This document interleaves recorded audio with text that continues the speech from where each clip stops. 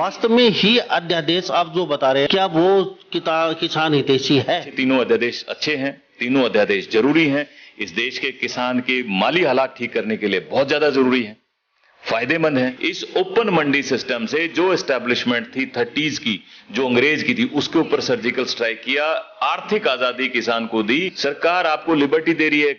आप बाहर से नहीं बेचते थे क्योंकि आपको बेचने नहीं दिया जाता था, अब आपको बेचने दिया जाएगा। जो किसान 6 महीने में कमाता है, व्यापारी 6 दिन में कमाता है, तो वो किसान 6 महीने में भी कमाए और वही किसान 6 दिन में व्यापारी बन के भी कमाए, ये प्रयास है। मिनिमम सपोर्ट प्राइस जो है वो तो ऑलरेडी सरकार की तरफ से अपनी एक सिस्टम है, व्यवस्था है, उसको छेड़ा ही कहां गया है? वो तो है ही, वो तो रहना है। आड़तियों के खिलाफ, एपीएमसी के खिलाफ कि भाई ये बड़े भ्रष्टाचार के अड्डे हैं, ये शोषण के अड्डे हैं, आज आपको उन सबसे लिबर्टी मिल रही है। मंडी का बिजनेस प्रभावित तो होगा, इसमें कोई दो राय नहीं है। दूसरी बात, आप कहते हो बैकडोर से, भाई साहब ये स्वामीनाथन कमीशन की एक रिकमेंडेशन है ओपन मंडी सिस्टम, और लोगों को, किसानों को, देश को, सरकार का धन्यवाद करना चाहिए इस चीज के लिए। टारगेट है कि 2022 तक किसान की इनकम को डबल करना है। तो बेकार के जो सिस्टम है, बेकार के जो इस तरह के व्यवस्थाएं हैं, उसके अंदर नहीं फंसा के रखना चीजों को, तुरंत उसको जितना ज्यादा हो सके प्रमोट करना है, किसान को प्रमोट करना है। इस प्रकार से इन ऑर्डिनेंसेस से किसान का भला होने वाला। हम तो शुरू से बात कर रहे थे, बीजेपी शुरू से किसान यूनियनों से बात करना चाह रही थी। अगर किसी की कोई ऑब्जेक्शन है, कोई क्वेश्चन आओ। इतना बड़ा कांड हो गया, आपको पता नहीं चला? ये तो हो ही नहीं सकता। आपका घर और आपके अंडर सारी पुलिस फोर्स, और फिर भी इतना बड़ा कांड हो जाता है। और सिविल ड्रेस में लोग वहाँ लठ मार रहे हैं, जिनकी फीत नहीं है, बैच नहीं है, टोपी नहीं है, जूते नहीं है, अपने जैसे सिंपल कपड़े पहन के वो डाठा मार के वो, ये मतलब ये गुंडागर्दी हो तो क्या है? जांच का विषय है, जांच होगी और जो लोग इस कृत्य के लिए रिस्पॉन्सिबल है उनके खिलाफ कार्रवाई भी होगी। आप देखना लंबा सब, ये सब काम होंगे। गृह मंत्री बहुत सेंसिबल और बहुत रेस्पॉन्सिबल आदमी है इस प्रदेश के, अनिल विज जी। एक्टिविस्ट की तरह काम किया उन्होंने, प्रदेश के लोगों का भला हो हमेशा उन्होंने ऐसा सोचा है और चाहा। और आप देखना, जो लोग इस चीज के लिए जिम्मेदार थे, जिन्होंने सीधे साधे किसानों पर जो जिस प्रकार से लाठियां बरसाई, जो नुकसान पहुंचाया, उनके खिलाफ कार्रवाई भी हो। आप देख रहे हैं हरियाणा न्यूज 24, जहां हर खबर मिले सच के साथ। नमस्कार, स्वागत है आपका हरियाणा न्यूज 24 पे। मैं हूं मुन्ना लांबा, मेरे सहयोगी प्रिंस लांबा के साथ। हम मौजूद आज चरखी दादरी में, और मेरे साथ उपस्थित हैं सुनील कुमार, एडवोकेट, हड़ौदी गांव से आते हैं और बाड़ा विधानसभा से बीजेपी की टिकट से प्रबल दावेदार थे। और इन्होंने काफ़ी भागदौड़ भी की थी, परंतु टिकट किसी कारणवश को नहीं मिल पाई। और बाड़ा विधानसभा क्षेत्र से आते हैं, ये समाज सेवी भी हैं, और इन्होंने बाड़ा में जनता की समस्या सुनने के लिए अपने एक छोटा सा ऑफिस भी बना रखा है वहाँ पे, वहाँ समस्याएं सुनते हैं ये। और बीजेपी के बड़े अच्छे नेताओं में गिनती होती है इनकी। तो आजकल पूरे हरियाणा प्रदेश में एक ही बात है, कोई अध्यादेश को लेके, किसानों को जो अध्यादेश आया हुआ है उसको लेके हर तरफ से बातें हो रही हैं, चर्चाएं हो रही हैं। कोई कुछ बोल रहा है, कोई कुछ बोल रहा है, अलग अलग बातें अलग अलग लोगों से निकल के आ रही हैं। और कल लाठीचार्ज भी हुआ है किसानों पे, बड़ी निंदनीय घटना है। इस तरीके से अलग अलग नेताओं ने बोला है, परंतु आज तक किसी नेता ने, चाहे पक्ष हो चाहे विपक्ष हो, अध्यादेश को लेके किसानों के बीच में ना तो वो गए हैं, ना उनको बारे में उनको बताया है कि अध्यादेश क्यों अच्छे हैं आपके लिए, क्यों खराब है। परंतु मेरे साथ आज अध्यादेश को लेके बीजेपी के सुनील कुमार हड़ौदी गांव से हैं, और सरपंच भी रह चुके हैं, ये प्रबल दावेदार थे बीजेपी की टिकट से। तो सुनील जी, हरियाणा न्यूज 24 को बहुत बहुत स्वागत। लांबा साहब धन्यवाद, बड़े लंबे समय के साथ आपसे मुलाकात हो रही है, और एक इतने अच्छे इंपॉर्टेंट इशू को लेकर आप मेरे पास आए हैं जिस पर हमें आज डिस्कशन करेंगे। तो आपका भी बहुत स्वागत है, और मेरी तरफ से आपको बहुत सारी शुभकामनाएं हैं कि जिस प्रकार से आप प्रदेश के सभी मुद्दों को उठाते रहते हैं, लोगों से, मुझ जैसे लोगों से चर्चाएं करते रहते हैं, लोगों तक उन मुद्दों के बारे में, उसके प्रोज एंड कॉन्स, अच्छाई बुराई उन तक पहुंचाते रहते हैं। आपको बहुत बहुत शुभकामनाएं, और आपका बहुत बहुत धन्यवाद कि आप इस मुद्दे को लेकर मुझसे चर्चा के लिए आए। सुनील जी, एडवोकेट, बीजेपी का वक्ता, कि बीजेपी वक्ता बोलने में बहुत माहिर होते हैं। तीसरी बात, आप सरपंच रह चुके गांव के। मैं आपसे जानना चाहूंगा, अध्यादेश को लेके मारामारी चल रही है, 10 किसानों के पर्सन हैं, और किसान अभी देख भी रहे हैं पूरे हरियाणा प्रदेश के, और सभी नेता आपको देख रहे हैं हरियाणा प्रदेश के। तो हम बेबाक के तरीके से बातचीत करेंगे। पहला प्रश्न मेरा है किसानों की तरफ से, आर्थिक आज़ादी आपकी सरकार के लिए हमने किसानों को दे दी, बहुत अच्छी बात है, आर्थिक आज़ादी दे दी। किस चीज़ की आज़ादी दे दी उन्होंने? डंडोरा पीट रही है आपकी सरकार, बड़े बड़े दावे कर रहे हैं, सोशल मीडिया पे, टीवी पे आपके नेता बोल रहे हैं आज़ादी आज़ादी। तो पहला प्रश्न मेरा यही है, किसान देख रहे हैं, क्या कहेंगे इस बात? पिछले साल एक वर्ड था सर्जिकल स्ट्राइक। ये एक सर्जिकल स्ट्राइक है उस पूरी व्यवस्था के ऊपर जो व्यवस्था अंग्रेज ने एस्टैब्लिश की। दिक्कत क्या है कि हमारे कुछ किसान मित्र शायद उनके मन में है कि हमने बीजेपी के किसी भी कदम का विरोध करना है, वो चाहे कितना भी भला हो, आम आदमी का भला होता हो, उन्हें उस बात से कोई लेना देना नहीं, उन्हें करना है बीजेपी का विरोध, और इसलिए उठ खड़े हुए और विरोध करना शुरू कर दिया। भाई साहब मैं आपको बताऊं, ये सर्जिकल स्ट्राइक है उस अंग्रेज की व्यवस्था पर जो 1938 में एस्टैब्लिश की गई इस देश के अंदर। क्यों करी, उसका भी एक बैकग्राउंड है। उनको इंटरेस्ट वॉच करने थे इंग्लैंड के, क्योंकि वहां उस समय जो औद्योगिक क्रांति आ गई थी, मैनचेस्टर में कपड़ा बनता था, उस मैनचेस्टर को कपड़ा देने के लिए रुई हिंदुस्तान से आती थी, और उस रुई को खरीदने के लिए यहां नोटिफाइड एरियाज बनाए गए थे ताकि यहाँ के किसान को फोर्स किया जा सके कि आप अपनी जो रुई को, अपनी जो कॉटन है, आप उसको सिर्फ यहाँ बेचेंगे, इस प्राइस पर बेचेंगे, इसके अलावा कहीं नहीं बेच सकेंगे, ताकि किसका इंटरेस्ट वॉच हो सके, वहाँ जो मैनचेस्टर के अंदर उनकी अपनी मिल लगी हुई थी उसका वो एस्टैब्लिश किया जा सके। उसी 1938 के कानून को 61 में इस देश की सरकारों ने रिपीट किया, वैसे ही वो नोटिफाइड एरिया बने गए। पूरे देश का किसान पिछले 70 साल से चिल्लाता था कि ये आड़ती शोषण के सेंटर हैं, ये मंडियां किसान के शोषण का सेंटर हैं। इसके साथ साथ स्वामीनाथन जो आयोग था, कमीशन था, उसकी भी रिकमेंडेशन थी कि इस देश के अंदर एक ओपन मंडी सिस्टम होना चाहिए। हरियाणा के किसान को राइट रहना चाहिए कि वो केरल में जहां उसको अच्छा प्राइस मिल सके गेहूं का, वो सेल कर सके अपने गेहूं को वहां ले जाके। ऐसी रिक्वायरमेंट थी। इसी तरह के जो प्रोड्यूस नॉर्थ इंडिया में बनते, अपना एक बहुत बड़ा वर्सेटाइल नेशन है, अलग अलग तरह के यहाँ क्रॉप प्रोडक्शन होती हैं, लेकिन पंजाब और हरियाणा के किसान को लाभ और बड़ा मिले, और ज्यादा मंडियां मिले, और ज्यादा उसको मार्केट एस्टैब्लिश हो, ऐसी व्यवस्था की शुरू से रिक्वायरमेंट थी, लेकिन कंटेन करके रखा हुआ था। आपके लिए एक नोटिफाइड एरिया था, हरियाणा का किसान हरियाणा की मंडियों से बाहर अनाज नहीं बेच सकता था। लेकिन आप देखो, सिंपल अर्थशास्त्र का नियम है डिमांड एंड सप्लाई। अगर सप्लाई ज्यादा है, डिमांड कम है, प्राइस नहीं मिलेगा। अगर डिमांड ज्यादा है, सप्लाई कम है, आपको प्राइस अच्छा मिलेगा। ये काम किया है सरकार ने। इस ओपन मंडी सिस्टम से जो एस्टैब्लिशमेंट थी 30s की, जो अंग्रेज की थी, उसके ऊपर सर्जिकल स्ट्राइक किया, आर्थिक आजादी किसान को दी कि बनाओ आप अपनी एफपीओज, हो आप इकट्ठे। एक बहुत बड़ा आपके पास सेक्टर है जहां आप अपनी युवाओं की बहुत बड़ी फोर्स को, जिसके अंदर आप इन्वॉल्व कर सकते हो, आप उसको उस बिजनेस में इन्वॉल्व कर सकते हो जहां वो अच्छा मुनाफा कमा सकता है। इसके लिए आपको लिबर्टी चाहिए, आजादियां चाहिए, उसके लिए आपको बहुत सारे बैरियर है वो तोड़ने पड़ेंगे। वो मोदी की सरकार ने तोड़े, और तुरंत तोड़े, देर नहीं लगाई, अध्यादेश दे दिया, जाओ भाई बढ़ाओ अपने आप को, इसी सीजन से बढ़ाओ। हमारा अनाज, छोटा किसान है, हम कभी दादरी से बाहर लेके नहीं गए, मंडी से हम बाडड़ा नहीं लेके गए, तो पंजाब में लेके क्यों जाएंगे? उनका ये भी नहीं लेके गए क्योंकि आपके पर बैरियर था, आप ले जा नहीं सकते थे, इसलिए नहीं लेके गए। अब एफपीओज, फूड प्रोसेसिंग ऑर्गेनाइजेशंस जो आपकी बन रही हैं, उसके तहत आप एक किसान हजारों किसानों को इकट्ठा करता है, सबकी एक यूनिट बनती है, वो बहुत सारा अनाज इकट्ठा करते हैं। वो जो 2 एकड़ का किसान था, वो 1000 लोगों के साथ मिलकर 2000 एकड़ का किसान हो गया, और वो अपनी प्रोड्यूस का मैक्सिमम रिटर्न ले पाएगा, सब इकट्ठा होकर। एफपीओस, तभी तो अब एफपीओस बना रहे हैं। अध्यादेश अकेले से काम नहीं चल रहा कि अध्यादेश एक छोटी चीज है, ये बड़ा वास्ट एरिया है। वो जो 2 एकड़ का किसान है, उसके लिए भी इसके अंदर प्रावधान है कि आप बनाओ, आप एफपीओ, आप एजुकेटेड हो, आप आज को एजुकेशन मिल रही है, आज आप प्राइवेट स्कूल्स आपके गांव में एस्टेब्लिश हो गए हैं, आपने पढ़ना लिखना ज्यादा शुरू कर दिया है, आपके पास अब अपॉर्चुनिटी ज्यादा है, आप बिजनेसमैन बन रहे हो, सरकार आपको लिबर्टी दे रही है। आप बाहर इसलिए नहीं बेचते थे क्योंकि आपको बेचने नहीं दिया जाता था, अब आपको बेचने दिया जाएगा। किसान के 2-2 एकड़ के किसान, जो किसान हैं, वो लोग बाहर निकल रहे हैं, उन्होंने अपने लिए नए रिसोर्सेज एस्टैब्लिश किए हैं। आप आज़ादी नहीं दोगे तो कैसे चीजें होंगी? तभी तो होंगी ना आज़ादी दी, आपके लिए एक नया मार्केट फोर्स आपके लिए बनाई जा रही है।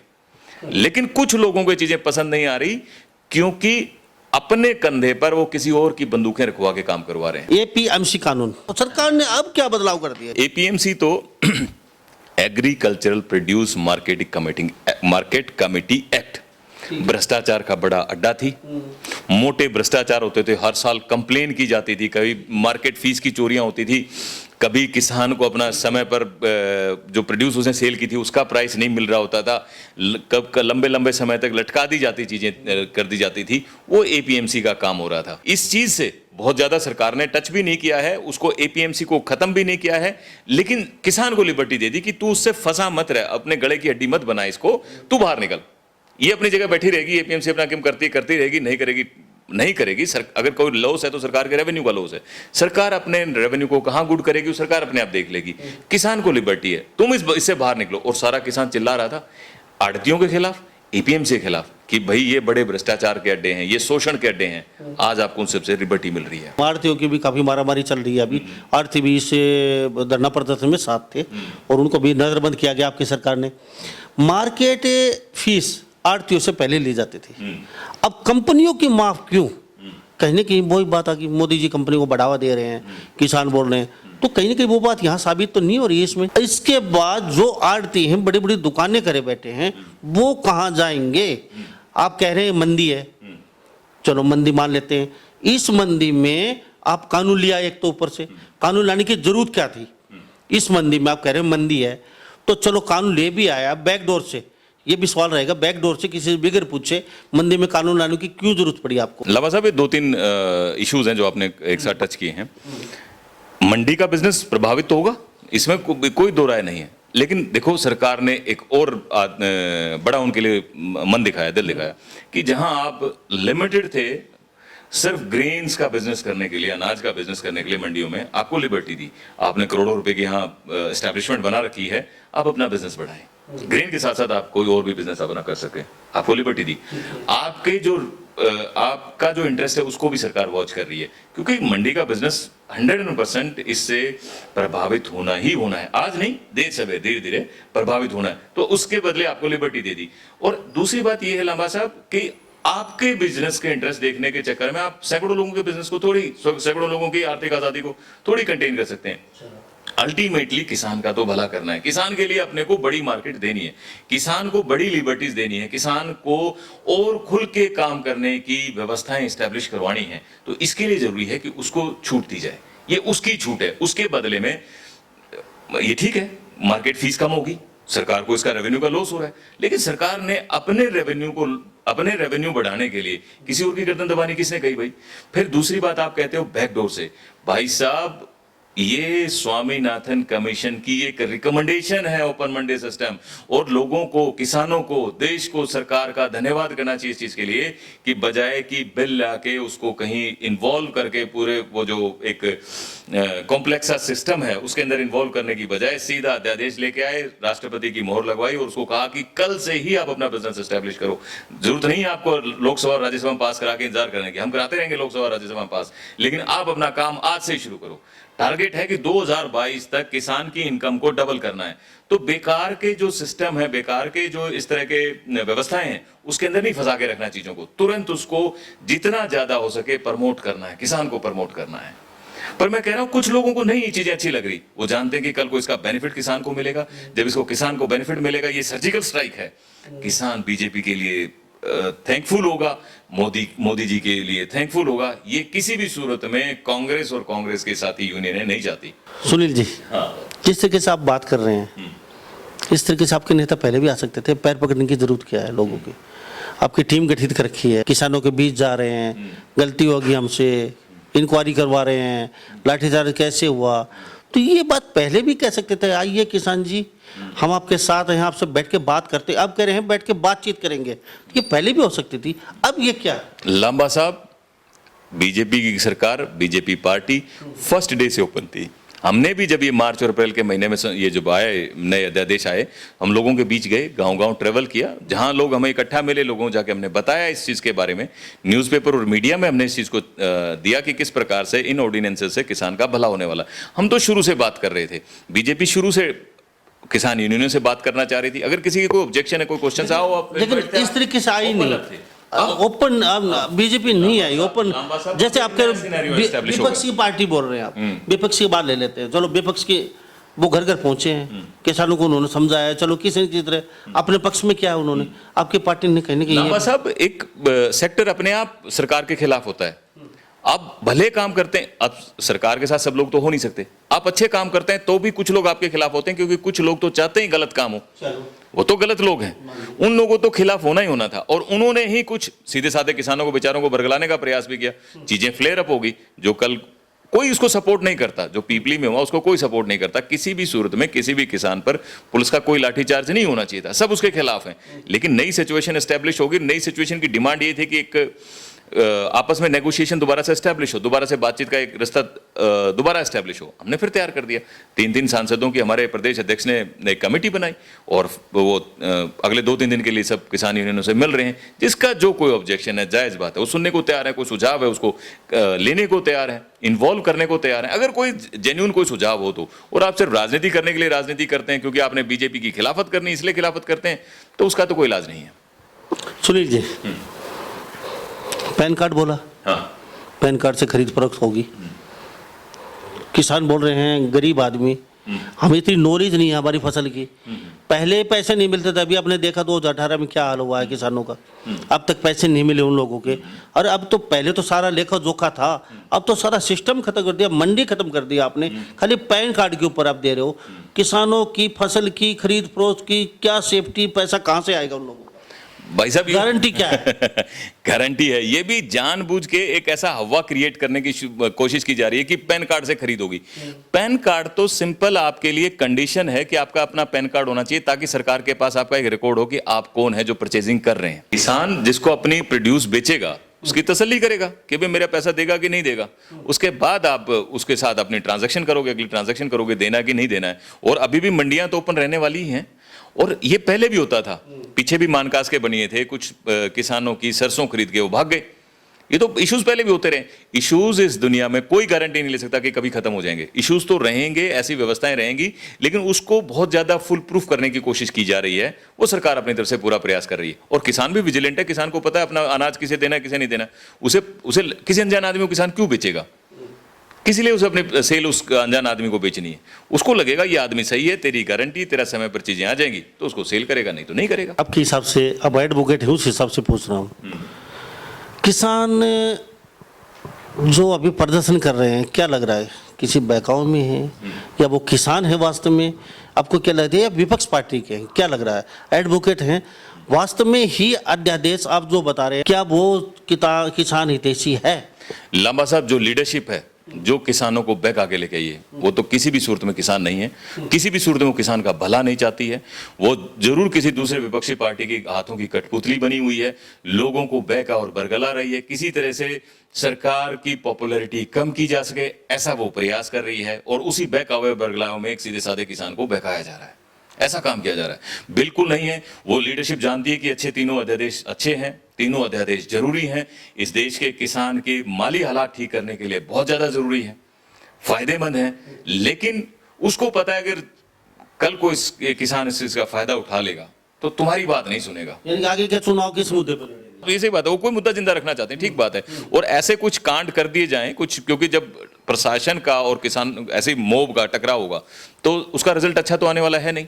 अब वो फिर एक इशू का दूसरा इशू को बनाने का प्रयास करेंगे, ऐसा होता ही है। जमाखोरी बहुत बड़ा मुद्दा है इंडिया का, कि भी सरकार को, जैसे आपके प्याज के ऊपर आपको रुलाया, आपकी पार्टी को ऊपर से नीचे तक देखा होगा, ममता ने 1000 ट्रक रोक लिए वहां पे, प्याज के सड़ रहे हैं, तो जमाखोरी पे आपका कानून पहले ही था ऑलरेडी, इसको हटा रहे हो तो आपको नहीं लगता अब तो जमाखोरी सरेआम होगी, कोई रोकने वाला नहीं, कोई कानून नहीं है? जो एसेंशियल कमोडिटीज एक्ट है उसको खत्म नहीं कर रहे हैं, छूट दे रहे हैं थोड़ी, क्योंकि इन्वॉल्व बहुत बड़ी यूथ की एक वर्कफोर्स है जो ग्रामीण अंचल में रहती है, उसको उसको किसी बिजनेस में, किसी काम में लगाना है, किसी रोजगार में लगाना है, और अगर वो एग्रीकल्चर के बिजनेस में लगना चाहता है, अपना काम करना चाहता है, ये क्या हर एक चीज को आप अपने एक एंगल से देखना चाह रहे हैं। सरकार की मंशा दूसरी है, सरकार की मंशा ये है कि जो गांव का युवा है जिसके पास काम नहीं है, वो एग्रीकल्चर में अपना एक काम एस्टेब्लिश करे और वो बिजनेस करना चाहे, तो वो अपने लिए एसेंशियल कमोडिटीज एक्ट में थोड़ा रिलीफ दिया है कि कुछ होर्डिंग भी कर सकता है। इसका मतलब ये कहीं नहीं है कि कुछ मार्केट फोर्सेस इकट्ठी होकर बड़ी होर्डिंग कर लेंगी और प्राइसेस को इफेक्ट करेंगी। नो, ये उसको लेकिन लाखों टन इकट्ठा नहीं कर सकते। लाखों टन नहीं कर सकती। वो सिर्फ थोड़ा सा उसको छूट है ताकि वो बिजनेस अपना एस्टेब्लिश कर सके कि हाँ, आज आपको प्राइस कम मिल रहा है, आप अपने प्रोड्यूस कुछ दिन के लिए रोकना चाहते हैं तो आप अपना इकट्ठा करके ग्राम गांव में कहीं रख सकते हैं, और उसके बाद जब आपको अच्छा प्राइस मिलता हो, जहां अच्छा प्राइस मिलता हो, तो आप सेल कर सकते हैं।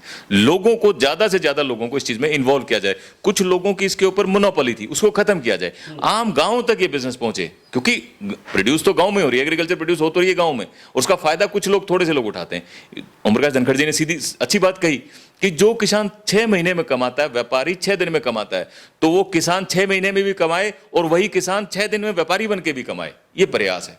चलो, मंडी आपने बंद होने जा रही है, बंद हो जाएंगे जल्दी, इस तरीके से ये कानून आता है तो वो जो मंडी के दुकानदार हैं, मैंने पहले ही पूछा, आपने क्लियर करके नहीं बताया, जो लाखों लोग बेरोजगार हो जाएंगे, उनकी काफ़ी महंगी दुकानें हैं, उनके लिए कुछ सोचा है क्या? लांबा साहब, ये कुछ एक प्रोग्रेसिव किसानों के लिए अध्यादेश हैं। मंडियां बंद नहीं हो रही हैं, मंडियां ऐसे ही रहनी हैं, और अगर उनका कहीं बिजनेस इफेक्ट हो रहा है तो उसके लिए उनको और लिबर्टीज दी गई हैं कि आज आप वहाँ कपड़े का व्यापार करें, यहाँ पर चुन्नी का व्यापार, मार्केट तो है ही, आप अपना व्यापार का सेक्टर बढ़ा लें। देखो, उनको छूट और दी गई।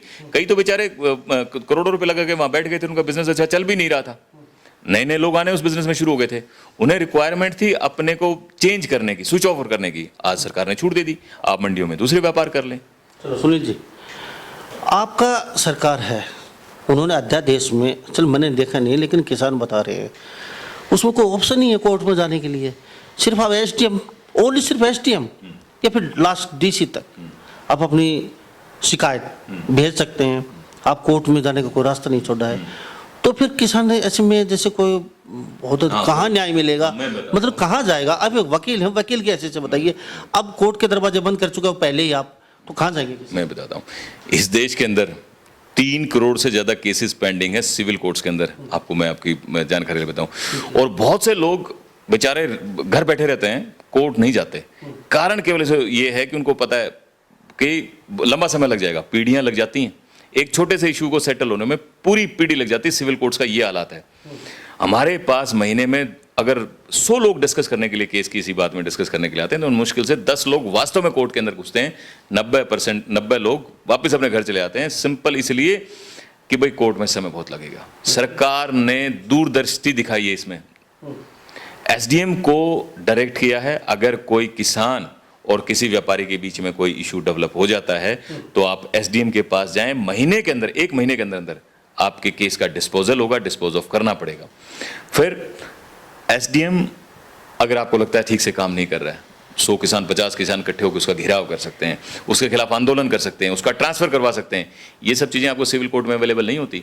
सिविल कोर्ट का जो तरीका है, जो सिस्टम है, वो बहुत लेंदी और लेथार्जी है, बहुत एनर्जी कंज्यूमिंग है, वो बहुत पैसा कंज्यूमिंग है।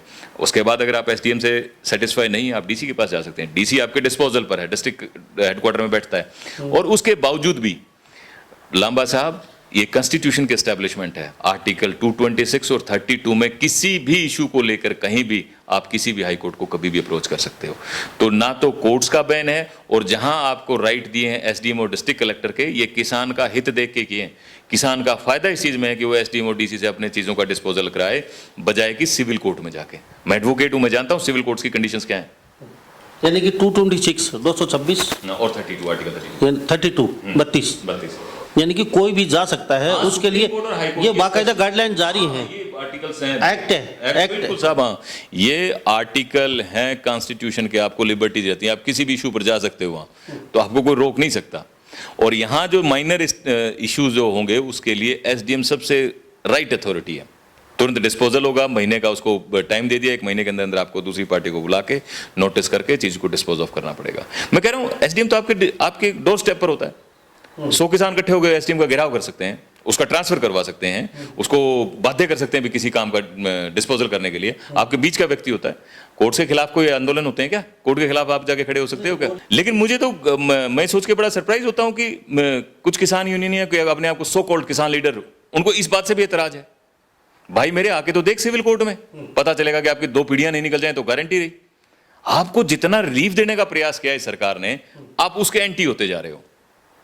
सुनील जी, एक बहुत अहम मुद्दा हो रहा है, लास्ट अध्यादेश लिया है, मान ली, उसमें किसान करें, एक लाइन लिख देनी थी उन्होंने कि जो रेट निर्धारित होगा इस गाइडलाइन के तहत होगा और इस गाइडलाइन के तहत बिकेगा, हमारी संतुष्टि हो जाती। उसमें किसी प्रकार की कोई लाइन नहीं है, सिर्फ अध्यादेश में अपना अपना अपना जो आपने बातें की है वो सारी बातें हैं। एक लाइन में क्या फर्क पड़ जाता, वो अगर लिख देते उसमें एक्ट में आ जाती वो लाइन, हाँ इस पे रेट्स ये निर्धारित रहेगा या फिर सरकार ही एमएसपी निर्धारित करेगी, एक या किसान करेगा, कुछ तो उसमें लिखना चाहिए था। किसान ये और पूछना चाहते हैं। मिनिमम सपोर्ट प्राइस जो है वो तो ऑलरेडी सरकार की तरफ से अपनी एक सिस्टम है, व्यवस्था है, उसको छेड़ा ही कहाँ गया है?